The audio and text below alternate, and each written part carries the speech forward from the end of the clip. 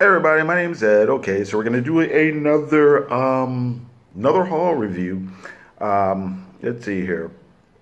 This weekend, I just want to bring this up. They're doing the premiere of the Joker movie, and there's all this kind of internet buzz about how a lot of places are on like high alert because they're afraid the movie might inspire some sort of violence or an incel shooting or something like that. We're just kind of, I'm not so sure how likely that's going to happen. I mean, it's not impossible. There was that shooting at, was it Batman Rises a few years ago, with the guy dressed like the Joker or whatever. So I don't know. Maybe that's why certain people are afraid. I don't know about that. But we've had other movies since then with the Joker in it and other TV shows and what have you.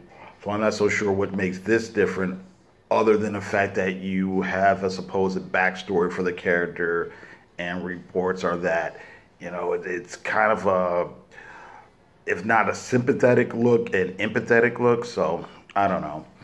One thing I really think is weird is. What was I gonna say? Well, I'll just let it go. I'll let it go until after I see the movie, because I don't know what the movie's really gonna be like. Watching the trailers, it made me look like it's gonna be kind of a Taxi Driver-esque type look at the Joker, but we'll see. We'll see what happens. One thing I think is weird though is like, what's up with like DC and all this kind of like edgy R-rated fucking Batman material. I mean, I get why they're doing it, but it's just like, I mean, you got the nudity in Batman Damned. You got this Joker movie out. You got, I just saw the trailer for Harley Quinn animated feature, right? And in the trailer, people are saying dickhead and shit and stuff like that. And it's like, and it's Harley Quinn. It's a character literally created for like a kid's cartoon show. But, I don't know. I don't know. I mean, I do know. I do get the, excuse me, pardon me. Cheers. No, I mean, I do get why they're doing it. I mean, it's I think it's cynical and I think it's mercenary. I think they know there are people who grew up with these characters and are willing to pay to have like an edgy take or a dark take. I mean, we've been through this cycle before, the whole grim and gritty thing with with mainstream superhero comics, and so now it seems like that cycle is coming back in a way. Well, for instance, the Harley cartoon isn't necessarily grim and gritty. It actually looks like it's supposed to be funny. But yeah, it's the ideal of, edgy material featuring, these kind of formerly either kid-friendly or family-friendly or at least PG-13 rated characters, but now we can push them into this kind of, like I said, darker, edgier. There's swears in it, so ooh. But okay. I mean, I'm not opposed to the nudity or gore or violence or bad language or anything like that. But like I said, it's this stuff that has been this kind of PG rated material.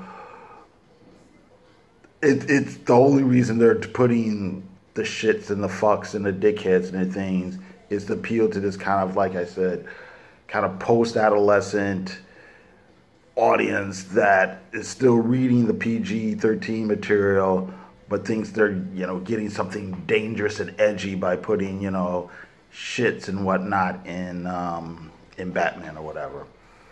But okay, okay. But anyway, off of my soapbox. So we'll talk about some of the comic books I got over the last couple weeks, and then I'll show you some of the new comics. So, Coffin Bound #2. I've kind of enjoyed it. It's this kind of weird, offbeat, supernatural tale I'm not even too sure how to describe it other than that, but you have the lead character who's kind of taking this job for someone. You've got this creature, the Earth Eater or the Earth something or another, who's out to get her. She's got her companion who looks like this bird in an old vulture or a crow in a cage. She's got these other nemesis chasing after her. And yeah, it's just really weird and bizarre. But so far I'm into it. So far I'm finding some enjoyment with it. All right, let's put this here. Blade Runner 2019 number 3. We're moving along in the mystery story. Yeah, that's it. But I think I mentioned it last time I talked about this comic book.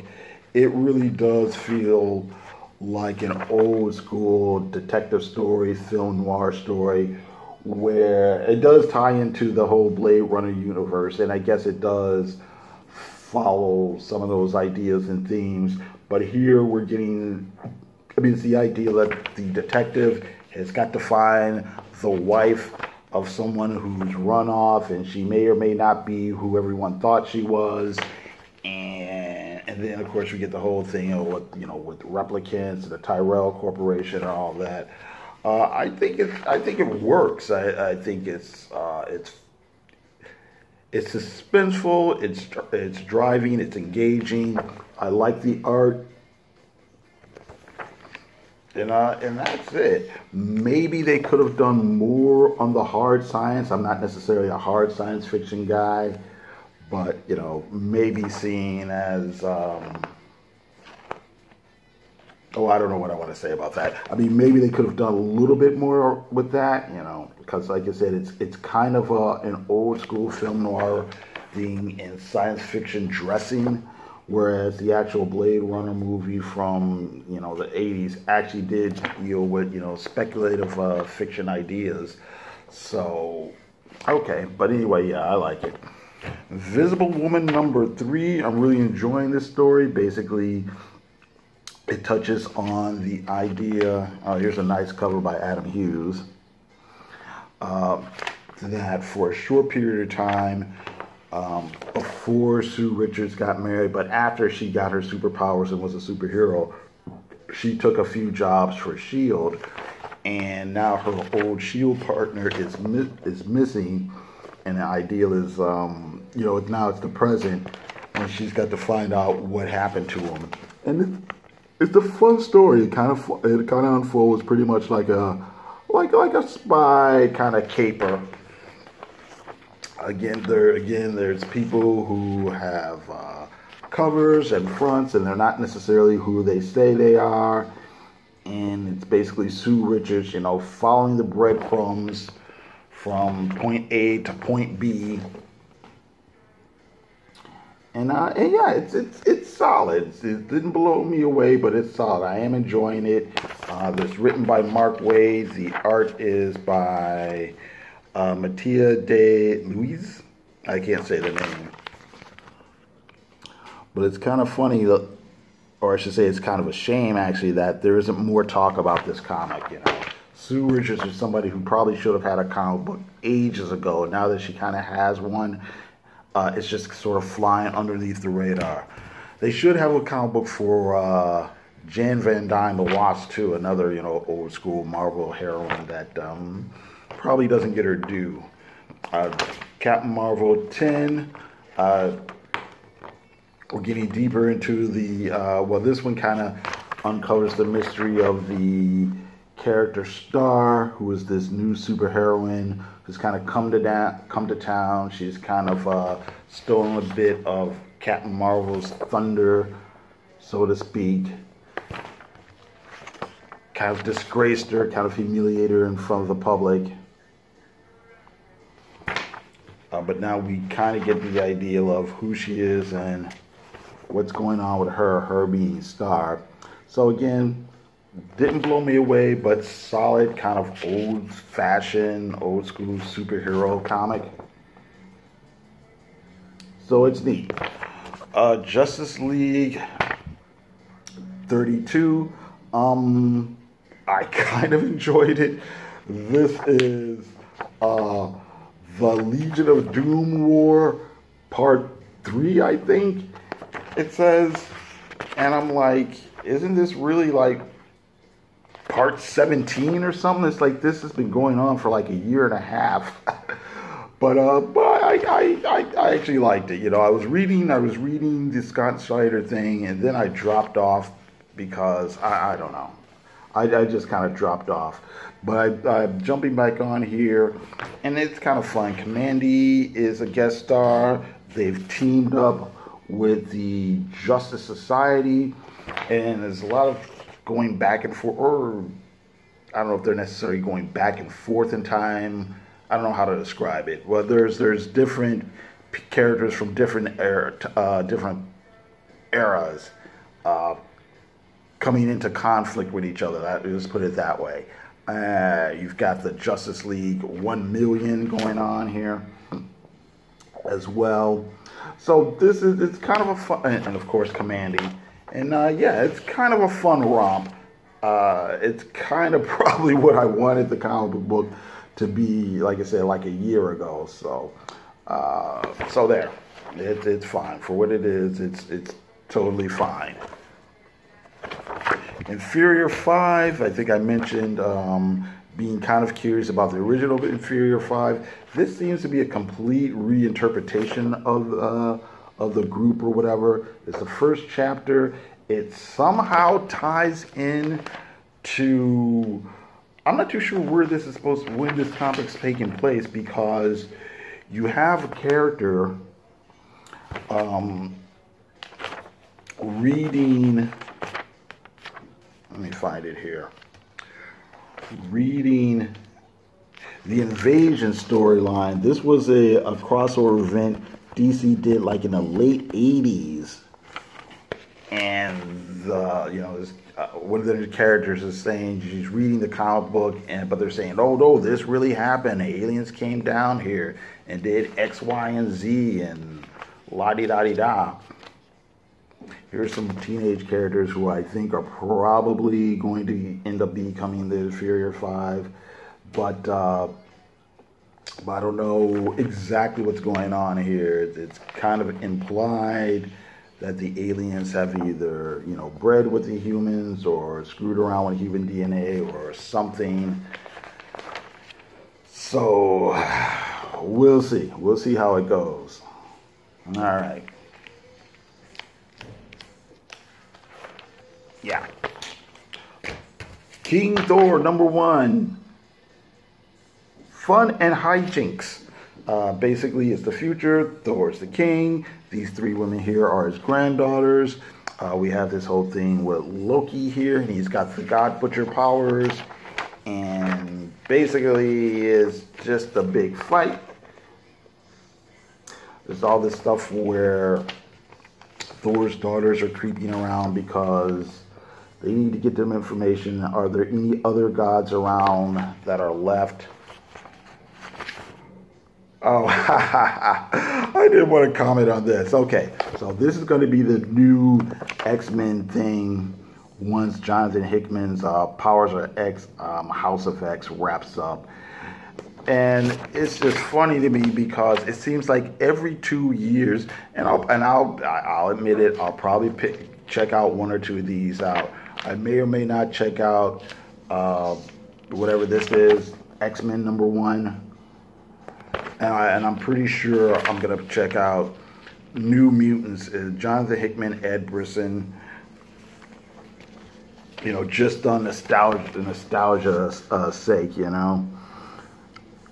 is that 80s team. So we'll see what Hickman's able to do with that. And even this art here, I don't know if this is what the interior art is going to look like, but it's very evocative here of that kind of Ben Sienkiewicz art, So anyway, back to Thor. Yeah, there's mayhem, there's destruction, and the old gods have all kind of faded away. Thor's granddaughters are walking around trying to find allies and information, whatever they can do to help. But basically, it's mostly a fight between Thor and Loki. It's well drawn. It's really exciting and big and epic, and it's really, really well drawn. The art, of course, is Asad Ribic, and the story is written by Jason Aaron. It seems like we're just going back to, the stuff that these guys did with the whole God Butcher storyline from a couple years ago, though. But yeah, it's fun and interesting and intriguing. Here's some more X-Men shit. I shouldn't say it like that, but it was just a couple of years ago they were saying, oh yeah, new direction for the X-Men, meat and potatoes stories, brr, brr, brr, brr. And oh yeah, but you know what, I'm just going to be repeating myself. But anyway, that's it. That's kind of it for these comics. Now to show you the comics that new comics I got. Fight Club 3 number 9. Safe Sex number 1. Not too sure what this is about, but it looked. Let's see here. It looked kind of intriguing.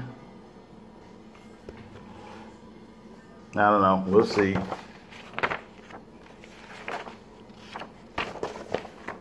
I kind of like the art, so. All right.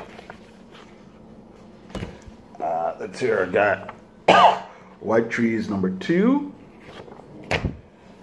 Dr. Mirage. Did I show this? Dr. Mirage number 2? I don't think so. Omni number 2. Criminal number 8.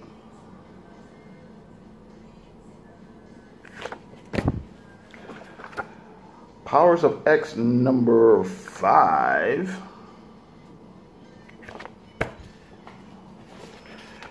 Ride number 4.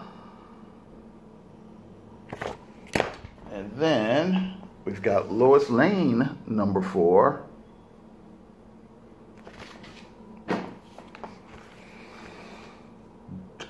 Justice League 33.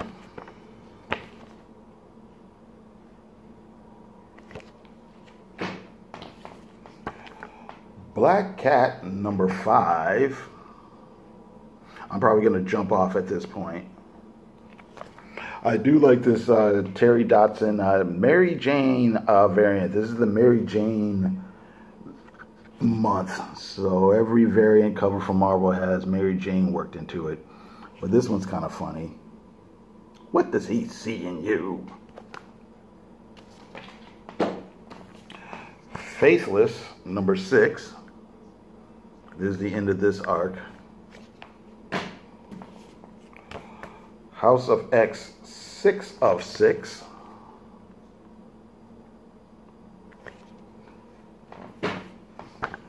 Seven Days number 1. This looks like it's a crossover for the Lions Forge characters. This was written by Gail Simone and the artist by Jose Luis.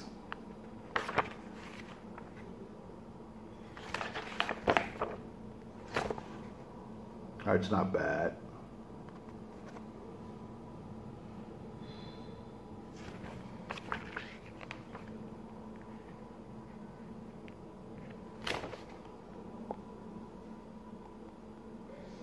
That's okay. And this is DC Previews, Black Label, Joe Hill House. Now this is what they should be using this Black Label for, horror and crime comics and fantasy comics and different takes on comics instead of just giving us raunchy Batman comics. Okay, whatever. Woo. All right. Okay, so that's enough of me being a grumpy old man. All right, so that's it. Thank you very much for watching. You guys have a good day.